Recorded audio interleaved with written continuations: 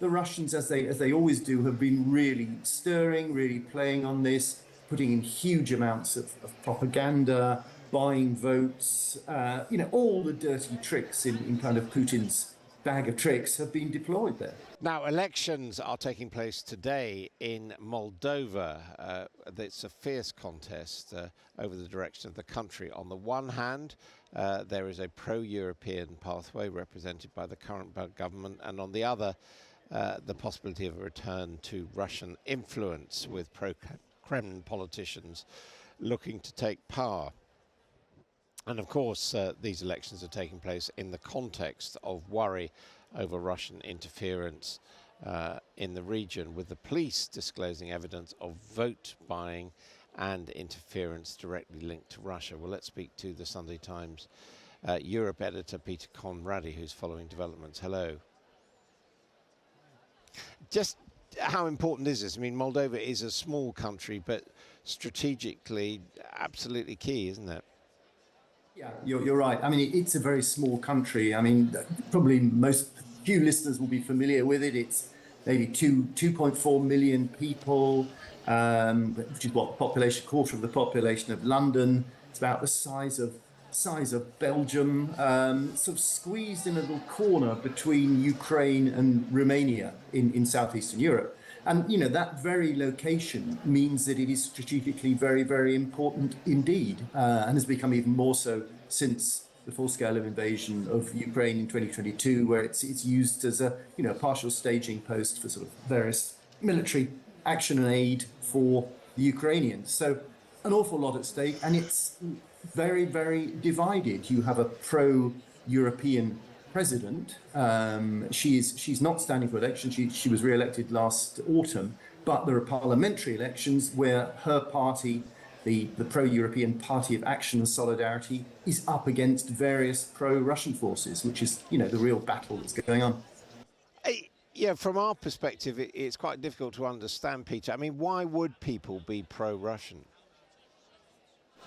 It's it's a little bit like what we had in Ukraine in the run up to 2014, when Russia had its sort of first bite at the country. That this part of the world, Moldova, was it's sort of as a country, it was sort of created during Soviet times, because it was a kind of a combination of what used to be a part of Romania, what used to be a part of Ukraine. This country emerged independent in the early 90s. It's been racked with problems since the beginning. There was a breakaway area called Transnistria, which remained loyal to Moscow. There are a lot of ties with Russia, some ethnic ties in a lot of cases, and also the Russians, as they always do, have been really stirring, really playing on this, putting in huge amounts of propaganda, buying votes, all the dirty tricks in kind of Putin's bag of tricks have been deployed there.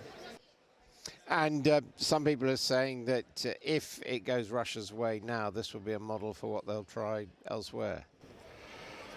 Yeah, I mean, I think there's a difference between the former Soviet bits of the Soviet Union, such as Moldova, and the rest of sort of Central Europe, because the latter, places like the Czech Republic, which has also got elections in the next few days, Slovakia, Hungary, these places, they are in NATO, they are in the EU.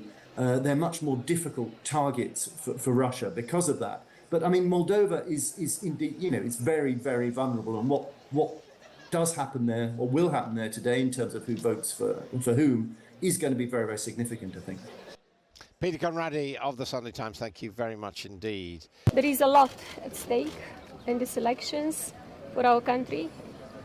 If Moldovans are strong enough, and despite the massive interference of Russia, will decide for themselves, Moldova will have the chance to continue to strengthen its democracy, to protect its peace, and to continue its EU integration path.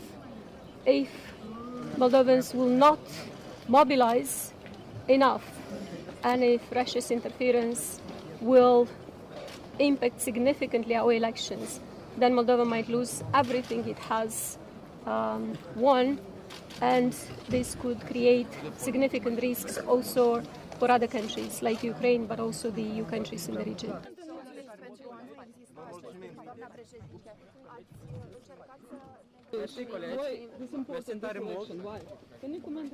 I already answered the question. Mersi, colegi, mersi pentru jurnalist.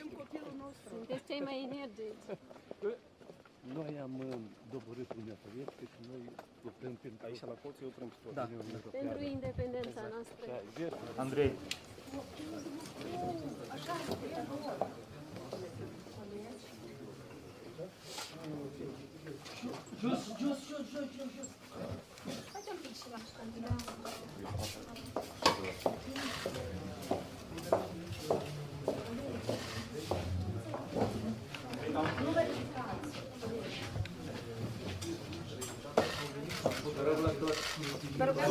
La camere, vă rugăm, la noi.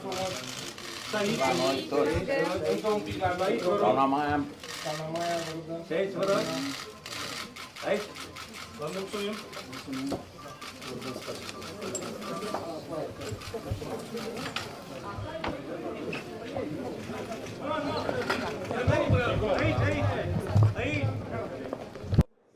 Well, we are 7 members of the European Parliament from 5 political groups, from 5 different countries, and we are observing the election day, and in the run-up thereto we are getting immense information on the developments thus far. And on election day the purpose is to see whether the conduct is held in line with the international obligations of Moldova and its domestic legislation. There is ample evidence already now that a lot of malign interference from Russia is going to take place, is taking place, and we'll see how that works out on the results as well.